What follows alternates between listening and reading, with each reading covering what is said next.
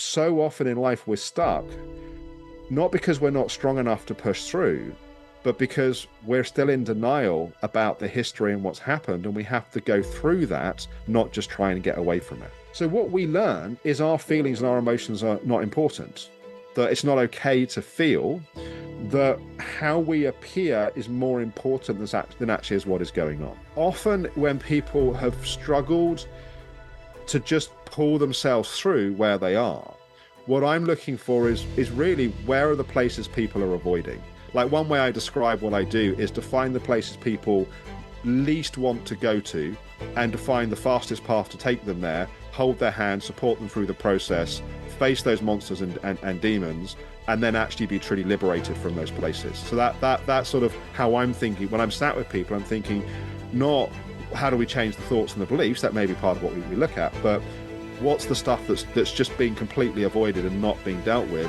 because that's normally where the real treasure is.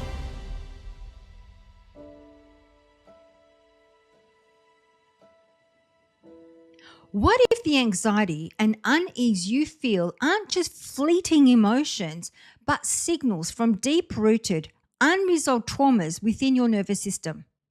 So join us as we dive into the hidden layers of trauma with Alex Howard, uncovering the powerful journey of self-healing that starts from within. In this episode, we unravel the mysteries behind anxiety, explore transformative ways to reset the nervous system, and discover the path to true emotional freedom. Through raw insights and transformative stories, Alex reveals how the scars we can't see often have the deepest impact, shaping our health, relationships, and daily lives. This isn't just about healing. It's about stepping into a life of resilience, purpose, and emotional freedom. So are you ready to rewrite your story? Well, good morning or good afternoon or good evening, depending on which side of the globe you are sitting in this very moment. We have another special guest for you this week. We have Alex Howard, who is based in the UK, just talking about how beautiful and sunny it is on that side of the world compared to as you can see, I'm rugged up in Melbourne, Australia. It's freezing. So welcome to the show. Thank you for having me. After months of cold weather, I feel slightly smug, but there we are. Well, and I was just so the audience knows that I was just saying I was just oozing the heat that was coming through the ether from the UK to heat it up a little bit. But I can't wait to get into this interview. So the way that we love to start the interview is we always love to ask our guests, how did you get into what you're doing today? What inspired you? Yeah, so this wasn't the plan that I had for my life. I don't think it was also the plan that my mother had for my life. My mother would have liked me to become a kind of good, stable career like a chartered accountant. And I wanted to be a rock star. So neither of us got what we wanted. But I suffered from debilitating chronic illness in my mid to late teenage years. So I had ME, otherwise known as chronic fatigue syndrome. And after a couple of years of horrible symptoms, so being at times bedbound, at times housebound, obviously constant fatigue, muscle pains, sleep issues, I basically reached the point where it wasn't that I was practically really planning how to end my life, but I certainly reached the point that I just didn't feel I could continue living my life the way that it was. And I was very fortunate to have a conversation with my uncle, who was a sort of inspiration to me in many ways, who really helped me realize that if I wanted the circumstances of my life to be different, then I could wait the rest of my life for circumstances to change, or I could make it my life's mission to change those circumstances. And so on the back of that conversation, I set off. I was 18 years old at the time, and it really became my entire life was about recovering my health and getting back to where I wanted to be. And that was then, from that point, that was a 5-year journey. And I didn't find the answer. What I realized was there were many answers, and there were lots of pieces of the jigsaw that I had to figure out how to put together. But I found my way back to full health. But But then I found myself in my early 20s having done a lot of training in I'd done a psychology degree, I'd done various other psychology trainings. I had a big passion for nutrition and for what we've now called functional medicine, or that wasn't what we called it back in those days. And so I set up the clinic that I'd wanted to exist in the years that I had been ill. And that was over 20 years ago now. And yeah, really the last 20 years of my life has been trying to help, particularly help people that have reached that point that they realize they just don't want to continue the path they're on and they're willing to commit to making that change. And so that's what I love to do. That is amazing, amazing. And as I was saying, I actually looked and I can see that you do the. I was looking at your show on YouTube, and I thought, wow, that's pretty amazing doing it live, working with real situations. Because I was thinking, imagine the power in that. Sitting there watching, I watched a couple, and I was like, well, I was feeling like it's almost like I was sitting in the room with you. And so you're not just impacting that one person, you're impacting millions of people that are watching this. But I think at the same time, that could be also scary for that person sitting in the chair, being really Yeah. vulnerable and opening up. So what has been some of those I guess insights that people, obviously people watching the show and actually are they experiencing it themselves as if they were sitting in that chair? Yeah, it's a good question. So with in therapy, we started I think it's about four years ago or something. And one of my big series of frustrations was that there's so much stigma around mental health, emotional health, self-development. But also, there are significant barriers to entry for a lot of people. For some people, those barriers to entry are financial. It's like they just simply can't afford to have one-on-one therapy. For other people, the barriers to entry are more logistical, like they live somewhere that it's not easy to get someone. Maybe they don't want to do stuff on Zoom.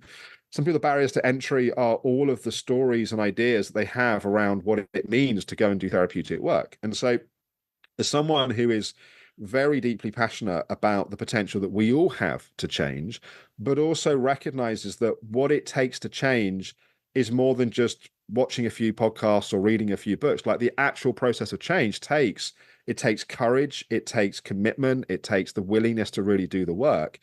I wanted to find a way to show that and to capture that. And exactly really what you spoke to, that for people at home to feel like they get the benefits of going on a therapeutic journey whilst watching and following someone else's story. And the people that come into the series, I mean, they're obviously incredibly brave in terms of their willingness to have their whole therapeutic journey filmed. There's quite a lot that happens behind the scenes before they start. And so, everyone that comes in, we initially recruited people from my own kind of wider sort of following community, but we also felt that was cheating a little bit because people would come in already knowing a bunch of the stuff that I do, and that what we really wanted was to find, for want of a better way of putting it, like real people that were just dealing with their lives and wanted to find a way to deal with it differently, I suppose. So we now have each time we recruit for filming, which is normally once a year, we have a professional casting person who casts. I mean, they also cast TV shows that are not the kind of thing that we do, but we have a very sensitive, skilled person who casts people. And then they go through a series of assessments from my team. They then go from an independent assessment with a clinical psychologist that also has some oversight. There's a lot of things that sort of go into making sure that the person's motivations are the right motivations, that they are psychologically robust enough to go through the process.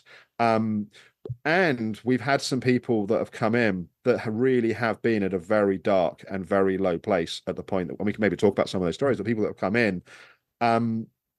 But what people always seem to say is the first 5-10 minutes, they're really aware of the fact that they're being filmed. But we put a lot into making the process feel as comfortable and safe as we can. So we have our own studio, so we have complete control over the space. We have just two crew in the room which get to know the people. So we do, although it's quite high production, it's very low staff, so it's not lots of people kind of watching. And people just blow me away with how deep they go and the work that they do. And also I think people knowing that they're being witnessed, it also brings a certain kind of like, you're not just doing it for you, you're doing it for all the people watching. And that can be a support, I think, for people as well. Oh, absolutely. And I wonder once, because with the ones that I've seen, they were in it. It's not like they were even, I don't even think they were acknowledging that there was a camera in the room. You Yeah. could see they were in it, they were with their emotions. And they were really sitting with whatever was coming up for them, which was amazing. And but then for me as well, I think that, like watching parts, I think that also is as a your audience, they'd be sitting there go, well, I'm not the only one going through this. So, and you could, for me, that's saving people's lives, because I can't tell you, and we were having this conversation the other day, the amount of people that are thinking about ending their lives or have ended their lives because they have found no solution or no way out, because it is hard to change. Change can be scary, and we Yeah. naturally resist change. And I love the fact that, that you work on that. But I guess for our listeners and our audience, our viewers, what kind of advice would you give them when it comes to change? Because it's, I know I've seen it so many times. I really want to change. I really want to like get rid of this, but there's something that always gets in the way. So Yeah. I'd love for you to really unpack that a little bit. Yeah, well, let me answer that question a little bit using one of the stories as a case study. So Paul's story, which we put out in September 2023. So he came into the series as a guy in his 60s, successful property developer, had done quite a bit of training in NLP, and very well resourced and very capable guy. Had quite difficult childhood, but he'd really built a good, stable, solid life. And then about I'm trying to think about the thing, about 4 or 5 months before we started filming, his daughter had taken her own life. And when he came into the series, so his application video, um the words he used was, it's like, I'm broken. Like, it's the worst thing I could ever imagine happening. It's like, it's not just that I've lost my daughter, the fact that she's chosen to end her life in the way that she did. There were also some complexities around that sort of added to the trauma around it.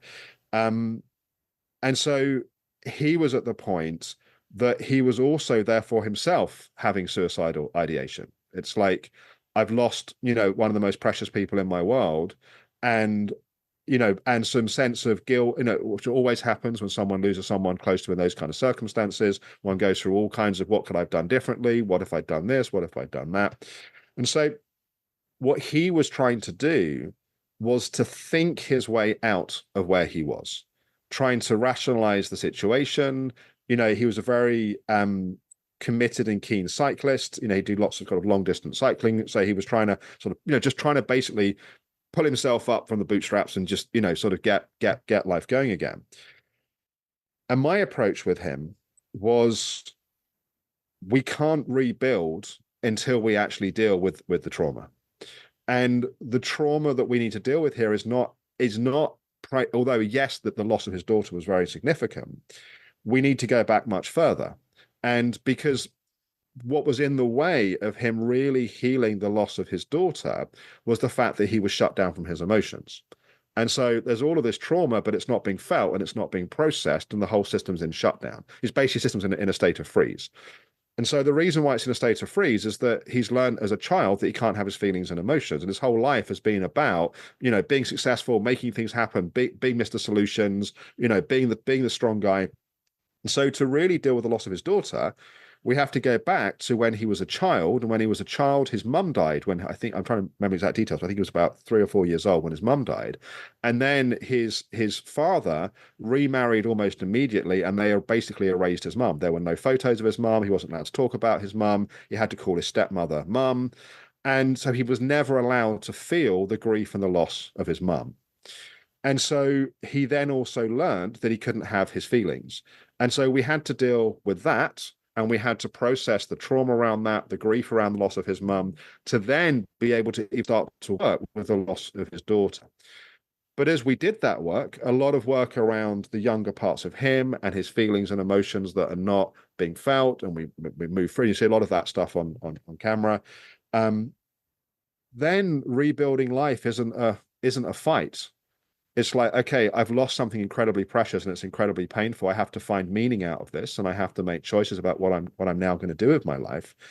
But so often in life we're stuck, not because we're not strong enough to push through, but because we're still in denial about the history and what's happened, and we have to go through that, not just try and get away from it. So what I'm hearing, because we all carry emotional baggage, and I think from our past, so we've all had significant emotional events that have taken place. And so what you're saying is that whenever we, and I'd love to unpack trauma because that's been Mm. thrown around quite a lot. So when we are currently going through a significant trauma like that, you actually look at the timeline, what have been the blocks within the timeline to clear those before you start working on the individual for them to Yeah, actually feel their way through it. yeah, yeah. One of the ways that I look at it, we're in the context of in therapy, we're talking about typically, not always, but typically quite extreme stories, because from a filming point of view, we need to know the story is going to be engaging enough and meaty enough to sort of carry a number of hours of people watching, and so they aren't necessarily typical day-to-day clients that walk. Sometimes we have had some of those, but typically they aren't. And so how I'm looking at it is often when people have struggled to just pull themselves through where they are, what I'm looking for is really, where are the places people are avoiding. Like, one way I describe what I do is to find the places people least want to go to, and to find the fastest path to take them there, hold their hand, support them through the process, face those monsters and demons, and then actually be truly liberated from those places. So that's sort of how I'm thinking when I'm sat with people. I'm thinking, not how do we change the thoughts and the beliefs, that may be part of what we look at, but what's the stuff that's just being completely avoided and not being dealt with, because that's normally where the real treasure is. So you're actually working with the resistance first. That's in Yeah. present. So then, how can we tell if, obviously, because if we think about the story you just shared with us, that obviously this gentleman had lost his mother, so that was quite traumatic as a child. So how can we tell if our childhood experiences impact our current situations, whether it's relationships or well-being, or how we go about our ways of doing and being? Yeah, there's no question that they do. So that's the first part of the answer. To flesh that out a little bit more, it's like, as you say, trauma is a word that's been thrown around a lot in recent years, and trauma means different things to different people. So I think it's probably helpful if I just define, when I talk about trauma, what I'm talking about and what I mean. So to me, trauma is really a 4-step process. The acronym of those 4 steps is that trauma is an echo. That events happen and they echo then through our lives, but echo as an acronym is basically those 4 stages. So the first stage is, yes, there are events. And yes, those events can be kind of what we'd classically call adverse childhood experiences. So things like physical abuse, sexual abuse, emotional neglect, and so on. But many of the things that shape us the most in our lives don't necessarily fall in those categories. And so I would call those kinds of traumas as being overt traumas, like things that are obviously traumatic. But then we have what I would call covert traumas, like things that are much more subtle. We wouldn't necessarily say it's a trauma, but they have absolutely shaped who we are, how we function in the world, what our experience of ourselves and the world then becomes. Things like that might be, one day we're at school, we put our hand up to answer a question, like we're super enthusiastic, we get the answer wrong, and everyone laughs, and even the teacher laughs. And we come home on that night and we're feeling shamed, we feel upset, we feel we've been sort of rejected by the group. And it's not that mum and dad don't love us. Maybe mum and dad, or foster mum or grandma, whoever our primary caregivers are, they love us, but they don't really know how to deal with what's going on. Maybe they've got a load of stuff happening in their own life. And so we basically get told to get over it, don't make a fuss about it, be a big boy, be a big girl. And maybe that night we go to bed and we get, kiss goodnight, and they say, well done for being such a big boy or big girl and not, just getting over it. So what we learn is our feelings and our emotions are not important, that it's not okay to feel, that how we appear is more important than actually is what is going on. So we can have endless subtle experiences like covert traumas that shape us. So we've got the events, so that's the E of echo. We've then got the context within which those events happen. And to put that very simply, we all have three core emotional needs. And these emotional needs they're as important to our emotional development as like food, oxygen, water is to our physical development. They're not things that are nice to have. There are things that are fundamentally critical to developing emotionally in a healthy way. So that's the need for boundaries, the ability to say yes, the ability to say no to other people, to ourselves. It's also our childhood experience of boundaries also is what shapes our capacity for strength and our capacity to stand for the things that we want, to commit to the things we want to change, or so on. The core emotional need of safety. As babies, we get that through co-regulation. So our caregivers, literally their nervous system being well regulated, teaches our nervous system. I mean, we literally learn by that physical and emotional contact. If we get that well in childhood, we have a basic capacity to self-regulate in adulthood. So we get overloaded, we can come back to a regulated place inside of us. And then the core emotional need of love, which is not love for what we do and love for what we achieve, but it's being love for who we are and as we are. And that's really the foundation of our self-esteem and our self-worth through later life. As children, we are entirely dependent upon our caregivers to meet these needs for us. How well they do or they don't is not a measure of how much they love us necessarily, but it sets up really our resilience and our capacity in life. Now, of course, a lot of the healing work that we do is learning how to meet these needs for ourselves. And that's a whole other kind of rabbit hole that we can maybe go down later. But just to sort of complete on the model, and I will let you speak, I just want to finish the framework here. So there's the events, there's the context, which is these three core emotional needs. If the events are significant or they impact us in ways that are important, and those core emotional needs are not met, then we go to the H of echo, which is the homeostasis, like the homeostatic balance of our nervous system. And when we become overloaded, our nervous system starts to become dysregulated. It's what I call a maladaptive stress response. So a healthy stress response, you and I are walking down the street together in Melbourne, and we don't hear the electric car. And then suddenly you grab my arm and go, move. We jump out of the way of the car, and we both get a big hit of adrenaline and cortisol. And that's why we survive, because we could respond super quickly, just like it would have been to a saber-toothed tiger thousands of years ago. But if the source of the stress keeps going, so for example, we learn that we're not safe, we learn that the world is overwhelming, we start to normalize to this dysregulated state. So the homeostasis, the balance of our nervous system shifts. Then we come to the O of echo, like the fourth stage of what happens with trauma. There are many outcomes to living in a state of a dysregulated nervous system. An obvious one being anxiety. We spend our whole life on edge, like feeling like the world feels unsafe. Depression. Typically, to me, depression is not, yes, it can be lots of very painful feelings, but it's often also an absence of feeling because the nervous system's frozen. So we just don't feel the good stuff in life, or even really necessarily the bad stuff. Another outcome could be chronic health issues, because our whole system is spending all of its resource maintaining the state of maladaptive stress response. Therefore, it's not available for day-to-day kind of health, healing, and so on. Relationship issues. Maybe we develop an avoidant attachment style because we can't stay regulated when we're close to people. So there's all kinds of impacts. And I think the problem with trauma is we think too much about the events and not enough about this sequence of what happens. And too much of mental health services are focused on treating the outcomes, i.e. the symptoms, depression, anxiety, self-esteem issues, chronic health issues, relationship issues. But until we deal with the root of the issues, then we're just endlessly trying to treat symptoms. So that's really how that's the sort of the framework of how I see trauma. And when I'm working with people, that's really what I'm looking at. Like, what are the events, but have the core emotional needs been met? What's happened to the homeostasis of the nervous system? And then what are the outcomes in that person's life?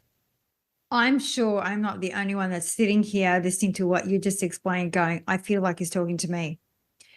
Because the way that you were describing that, I can relate to that. Absolutely. But I know people around me that could relate to that. So what do we do? So when you go to the call, how do you go back to the call? Because you were saying it doesn't have to really be a big traumatic event. It could be these things that stack up over time that happen maybe at in our imprinting phase that we have collected over time that actually impact us how we then are with relationships or well-being or whatever that may be. So what do we do? What do we need Yeah. to look at if we don't know? Like how to, because I'm thinking for myself, I know for myself and those that know me that I have been battling with anxiety for years. But yeah, and I've done so much work on it, but it's still here. So what do you do? Like, even if you've done all the inner child work and you've done all of the trauma work and you trust me, I've done so much work. It, Yeah. it comes down to that point. It's like you just give up and just accept it is what it is. And I know a lot of people like that right now. Yeah. Yeah.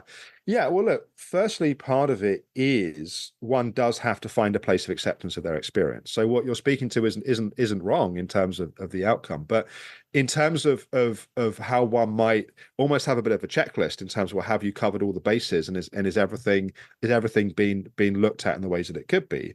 So one of the ways that I work is effectively I use that echo framework to understand what's going on, but then the healing is basically to reverse the chain, right? So we can see the outcome and the symptoms. The next place typically I go with people is to work on nervous system regulation, because you can't do effective emotional healing work whilst the nervous system is still hyper dysregulated, right? And so to bring regulation to the nervous system, part of that is as fundamental as things like meditation practices, breathwork practices, movement practices, movie meditation practices, but a consistent daily practice that helps bring more regulation to the nervous system.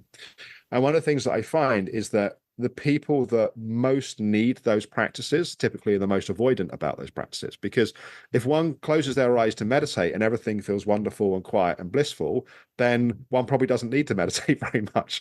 But for those of us that our experience has been that you close your eyes and it's just that it's like World War III just broke out in your system, it tells us something about the sort of the current homeostasis, like the current balance in the system. So for example, everyone that I film within in therapy, there's a sort of, we don't really talk about it on camera particularly, but there's like an unwritten rule that they have to do a daily meditation practice, and I'm absolutely ruthless about it. So I'm like, if there's not a daily practice of recalibrating the system, then we don't have the foundation that we need for the other things that need to go on. We then need to look at what is antagonizing the nervous system. What are the thought patterns? What are the behavioral patterns? Often one of the impacts of trauma is we've developed a whole bunch of unhealthy ways to try to meet these three core emotional needs. So, a few different examples of that. We didn't have that inner sense of safety. And so the way that we've learned to try to feel safe is by trying to think our way to a feeling of safety. So we spend our whole life in our mind running scenarios of, what if this happens, I'll do that, and what about this? And we play endless mental tennis of going back and forth and back and forth. And basically what's behind a lot of that is, which we want to feel safe, but we're trying to think our way there. And the problem is you can't think your way to a feeling of safety. In fact, the more you try and think your way there, actually the more you antagonize the nervous system and the less safe that one ultimately feels. Another example might be that our core emotional need of love wasn't met in the way that we needed. And so the way that we have learned to get love is by always having to be the best at what we do. So we're always pushing ourselves beyond our edges. Our body says no, we say screw you. I've got to achieve this thing. I've got to get this. I've got to get that. But again, the impact of that, apart from the fact it doesn't work, like there's no amount of stuff on the outside that actually fixes how you feel on the inside. Stuff on the outside can be nice, like having more money typically is more pleasant than having less money, for example. It's not those things don't have any benefit, but more money doesn't make one feel more loved. Having more money doesn't make one feel, in fact, really all it does is amplify someone's behavior. So if someone's a selfish narcissist, they become a more selfish narcissist. If someone's a generous giver, they have more resource to give with. But my point is that it's like we're trying to meet these inner needs by the stuff we're trying to do outside of us. It doesn't really work. In fact, what it does is it just depletes us further. And so when we've worked on the nervous system regulation and we've got some fundamentals in there, we then need to go back and really look at these three core emotional needs. Like, where are you? So one of the ones that I often find is an issue for people, and it's one that I think is not talked about enough in these circles, is boundaries.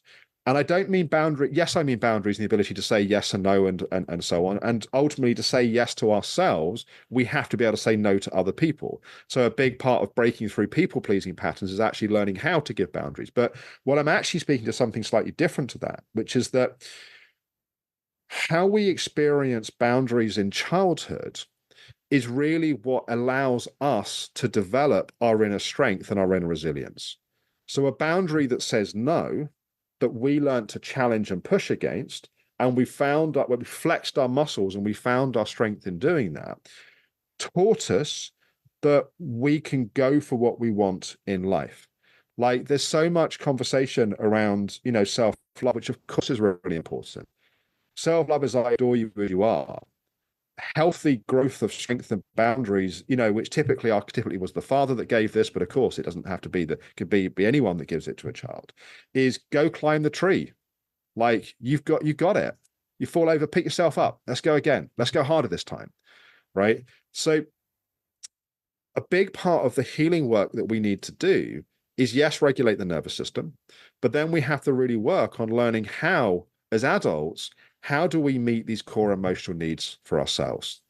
How do we cultivate healthy boundaries with ourselves, saying no to ourselves? We need to stop unhealthy things. Yes, we want to start new things. Boundaries with other people. How do we really build a state of safety and nervous system regulation? And how do we really cultivate love with ourselves? One of the greatest acts of self-love, by the way, is allowing ourselves to feel exactly what we feel in a kind, gentle way, but also love in our relationships. And so if we do that, then the actual events of trauma, in my experience with the vast majority of people, if you do really good work on nervous system regulation, you do really good work on the core emotional needs, there isn't actually work typically that needs to be done, or there's minor work that needs to be done around the events of trauma. If there is significant adverse childhood experiences, there's physical abuse, sexual abuse, and so on, then we might then need to do some specific work on those events. But if we've done all these other things first, that work is so much easier to do. And so there's a big trend at the moment of people going straight into things like, EMDR or whatever. And by the way, great therapeutic tool. I have an enormous amount of respect for it. But they haven't done all this other stuff, and they wonder why their whole life is getting really destabilized by the trauma work that they're doing. But they've missed, in my opinion, some really important scaffolding and fundamentals that need to be in place first. I love that, and I'm smiling because I meditate every day. I do yoga every day, breath work every day, and so I'm listening to you. But I know the one that I'm struggling with is boundaries, 100%. And do you think, because I know you talk a lot about nutrition too, do you feel that? Because I know for me, I can tell the difference. There's certain foods that I eat, or certain things like I can't drink coffee, alcohol, that activates the anxiety. So obviously our food choices play a part too, correct? Yeah. So let's do a bit of a deep dive on anxiety. So the first thing how I look at it to address anxiety is we have to define which type of anxiety you're experiencing. So in my framework, there's three types of anxiety. There's mental anxiety, there's emotional anxiety and there's physical anxiety.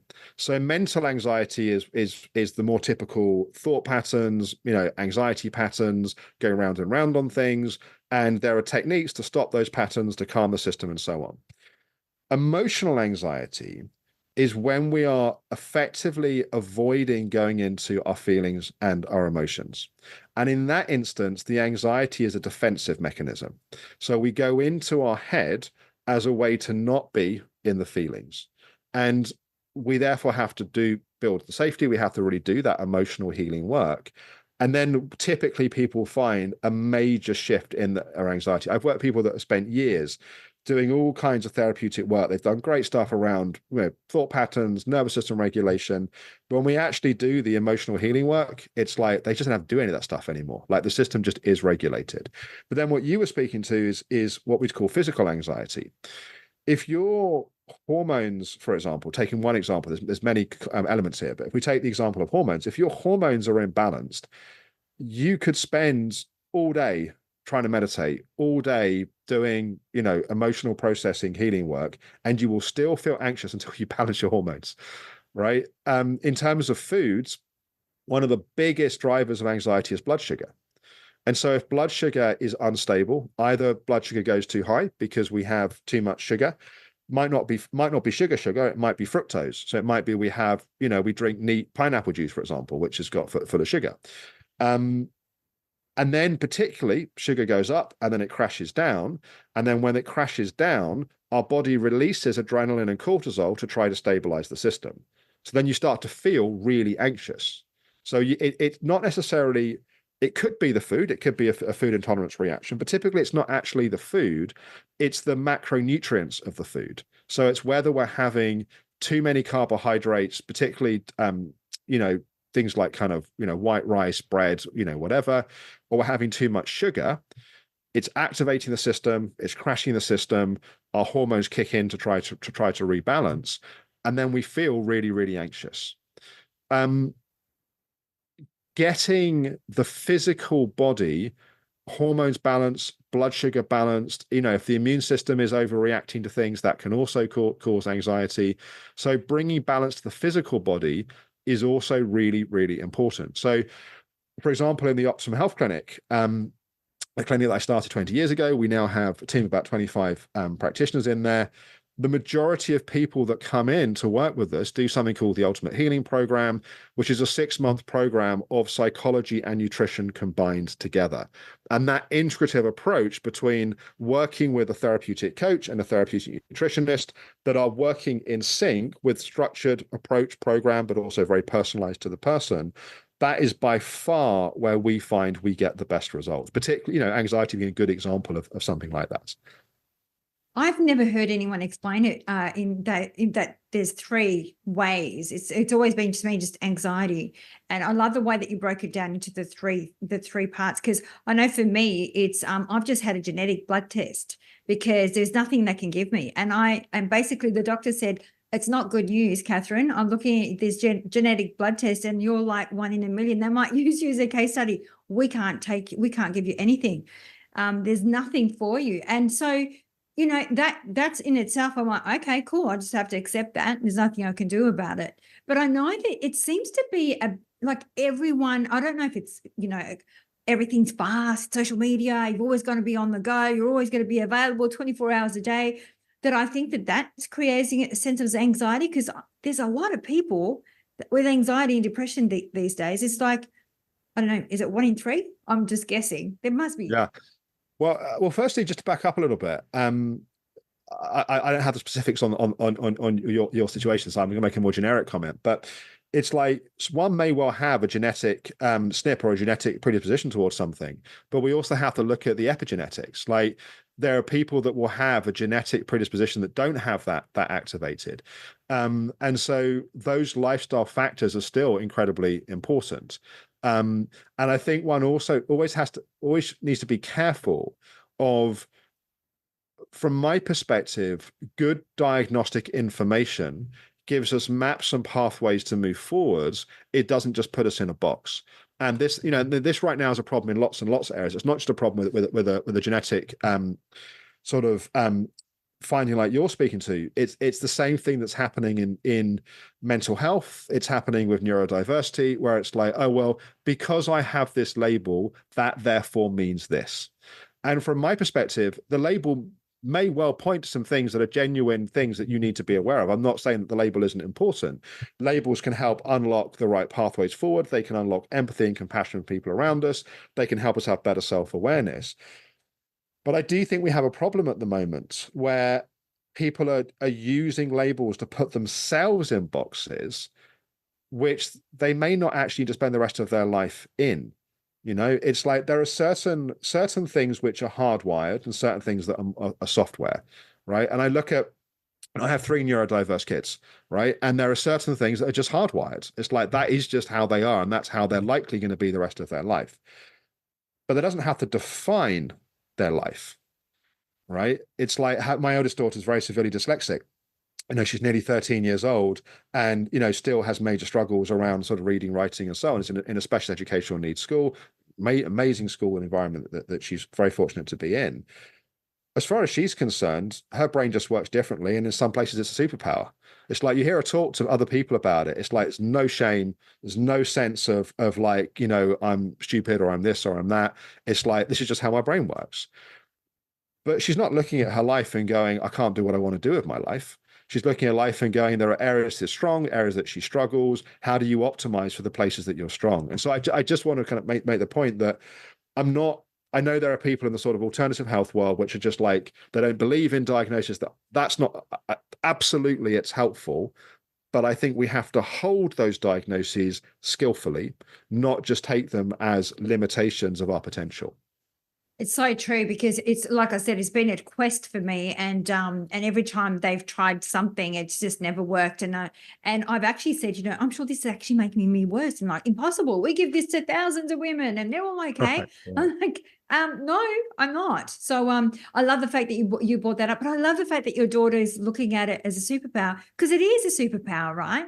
It's about what can I do with this beautiful brain. It doesn't have to be like everybody else's. So, and obviously having a father like you who would influence her in that way is beautiful, really is beautiful. Well, I give credit to her mum, but there we are. Oh, okay. Anyway, thank you. Okay. I did want to unpack a little bit about the book too. It's Not Your Fault. I love the title. So for those that haven't read the book, what would they, find in the book? What are some of the things that you would like to bring out of the book? Yeah. So firstly, the book was where I defined sort of for myself, actually, and then sort of in my body of work, the echo model. So the first third of the book really unpacks what we talked about in terms of those 4 stages of trauma. And then the book really focuses on, well, what do we do to reset the nervous system? I like acronyms, so as I get a bit told off it by my team sometimes. I like, another acronym, like, really? Can we just find another way of doing it? But when it comes to resetting the nervous system, reset also then is an acronym. So reset's also a very successful 12-week online coaching program called the Reset Program that I've run for a number of years, which really teaches people how to reset their nervous system. But the second section of It's Not Your Fault sort of takes kind of high level what that framework is and offers some of the principles. So if we kind of run through those stages, because I think I also am mindful when I do interviews and I talk about the problem and don't offer solutions, people tell me off. So if we speak about like what those 5 steps might be, well, the first thing is we've got to recognize like what's happening, like recognize that our nervous system is dysregulated. I remember in the early years of the Optimum Health Clinic, particularly when we were doing stuff kind of in person, we had in those days, our clinic was in central London. And people would come in and they would be so dysregulated in their nervous system that as an empathetic person sat opposite them, I'd find myself needing to regulate my own system because they were kind of bouncing off the walls with their own sort of sense of being activated. And so to firstly just recognize what's happening, like to actually name that our nervous system has become maladaptive.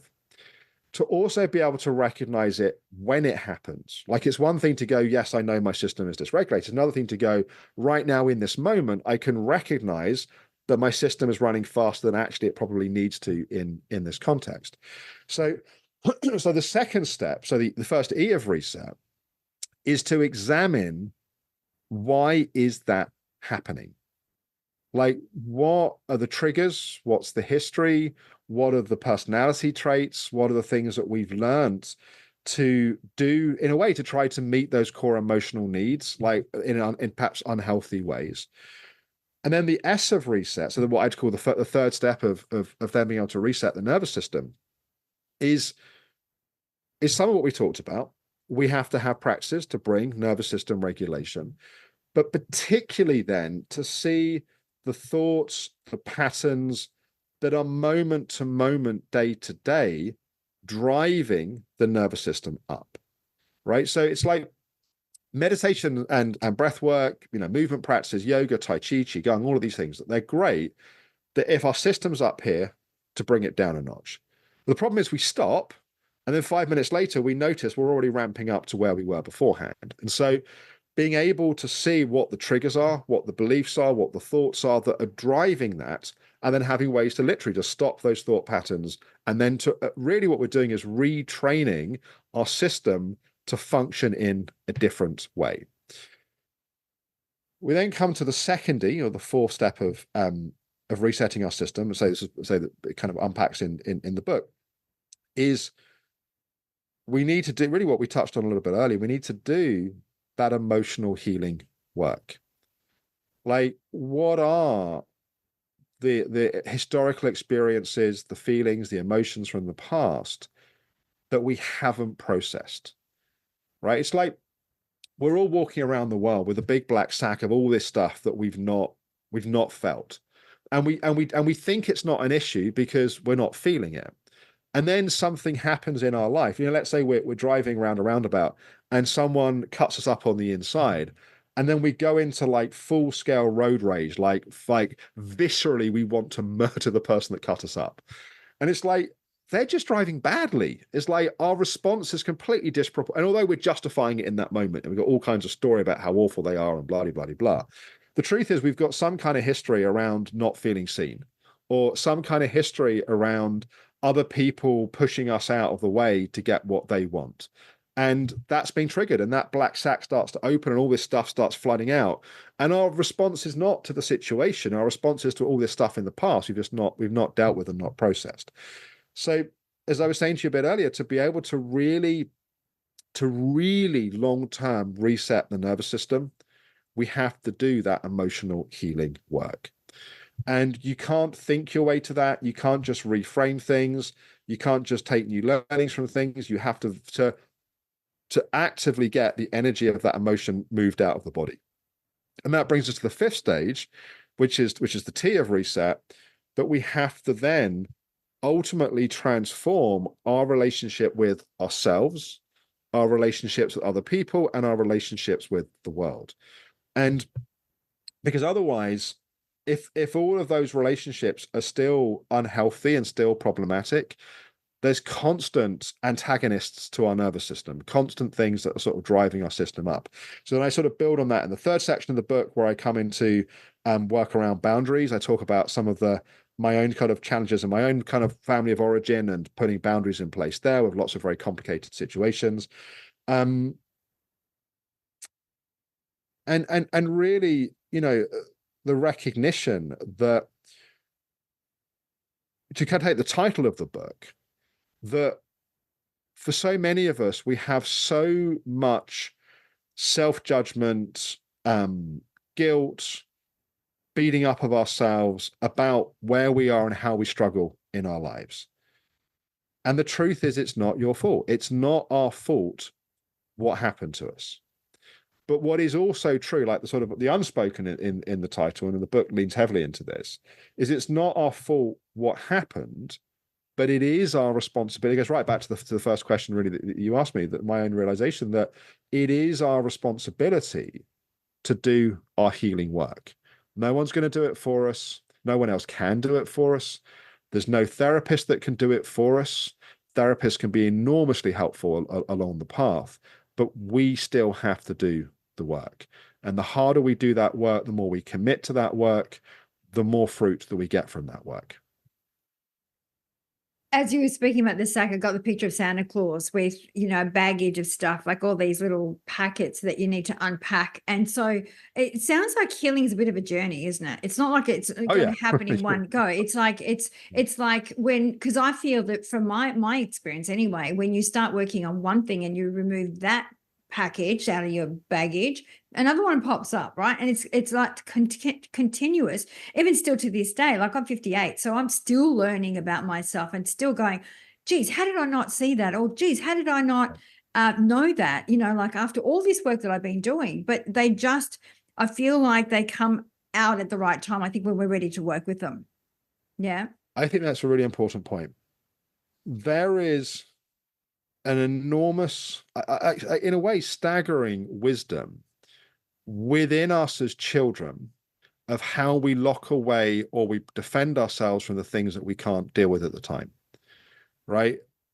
Taking the covert trauma example I gave earlier, if we were laughed at and we didn't know how to deal with it, so we developed some kind of coping strategy to navigate through that.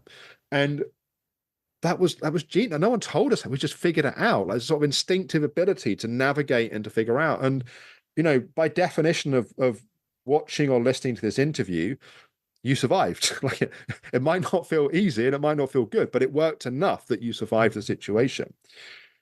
There is the same wisdom when it comes to presenting these things to be healed. So these things might have been locked away for 30, 40, 50, 60, 70 years. And people go like, why is this surfacing now? Like, I've just done like 6 months of really good therapeutic work. I felt like I was making great progress. Like I was sleeping better, I was happier in my relationship. And now I keep getting all these flashbacks to all these things that happened when I was a kid. Like, what's gone wrong? And I'm like, everything's going right. This is your system saying that it feels safe enough to start to look at this stuff, that it recognizes that you have the support that you need to be able to go to these places. And there's going to be a net really positive outcome from going to these places.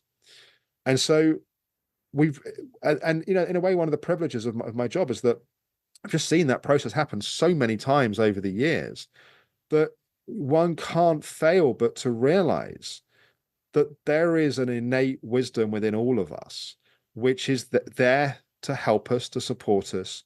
And that is the healing journey, right? In a way, the reward in the earlier chapters and even in the later chapters, the reward you get on the healing journey for doing good work is you get more shit to work with. But there's also the truth that one works through the really difficult stuff, and just one's life gets so much better and so much easier. You mentioned being on that journey for many years, and you've been very kind of honest about the fact they still struggle with anxiety, but there'll also be many areas of your life, I'm sure, which are so much easier than they were before, right? So there's lots of fruits of that work, but there's always stuff that still needs to be addressed and always stuff that still needs to be worked with. But as long as overall our life is feeling like it's getting better and more functional, we're all so quick to forget how bad things were in the past. I remember there's a sort of famous, infamous story in the Optimum Health Clinic about this guy who was actually a member of our staff for a while, who he had quite severe chronic fatigue, and he comes into an appointment one day, and his clinician says to him, how are you doing? He goes, oh, just awful. I'm just feeling worse than ever. Just like, all right. So, what have you been doing recently? He goes, yeah, well, I climbed Mount Snowdon on Sunday and I just feel awful. It's like, you couldn't get out of bed 6 months ago. Now you're climbing a mountain and you feel terrible afterwards. But the fact you could climb it in the first place. So we can be so quick to ignore and forget the progress that we've actually made. That is so true. And I think that sometimes, we don't look back on how far we've come. We tend to, I try to live in the present moment as much as possible. But I've seen some people also get stuck in the healing process, not moving forward from it. It's like they're still thinking too much about it. And I could put my hand up. I've been there too. Like, I've been doing so much shadow work that, my sister actually said to me, maybe you should stop doing shadow work. Maybe it's the shadow work that's bringing all this stuff out. So it's true. Sometimes we get stuck, we get fixated on working through stuff, when I think sometimes that creates even more anxiety or more pressure on ourselves, that we have to work through this, or we've got to get rid of this, or whatever that may be. So Yeah, if I could just jump in there, I think there's also a point I'd really like to make, which is that there are times where our suffering is so severe that we really have to go all in on our healing journey, right? And that's where I was at the start of my kind of health journey. I went through another big healing process in my sort of mid to late 20s around a lot of my own sort of childhood trauma. And there are times where it is all consuming, and that is just kind of how it is. But as quickly as possible, I would always encourage people to just make sure that you have day-to-day life stability going on as well. People can be quick to go, I need to just give everything to my healing path. I'm going to quit work. I'm going to stop seeing my family, give up my hobbies, and my whole thing becomes my healing path. But there's real stabilizing forces of day-to-day life, like a regulation that comes from just seeing like normal people going to work, doing this, you know. So yes, we need to commit to our healing path, but we also need to stay connected to the things in our life that also bring us joy, the things that help us regulate. Yeah, that's also really important, I think. I totally agree with you. Absolutely. Because I think that's a number one human need, isn't it? Connection and love and to belong. So really important. Now, Alex, I am really conscious of your time. So maybe we'll have to get you to come back on the show again, because I know that I'm looking at the clock here and it's nearly an hour. So as we wrap up the show, I've loved all the content you've covered, and I didn't even go through all the questions that I had prepared for this interview. And there's a lot more that I'd like to really unpack. So we'll have all the links to the books and your show as well, everything. But the way we wrap up the show is we always love to ask our guests, what would be those 3 shiny gold nuggets that you would like to leave for our audience today? So I think the first thing I would say is that healing is possible. Sometimes we feel like that. I felt like on my healing journey, my physical healing journey particularly, I was the case that everywhere I went was the one that no one seemed to be able to fix. And that's normally because people are looking at it from a reductionistic point of view. They're doing the one thing that they do. We've got to decode the complexity of what's happening, but healing is possible. The second thing that I would say is that we need to become the captain of the ship of our own healing journey. So healing's possible, but we have to be the one that takes the responsibility to do that healing work. Doesn't mean we have to do it all by ourselves. The captain doesn't do all the functions. The captain gets to the right team of people to do those different functions, but we still need to ultimately take that responsibility.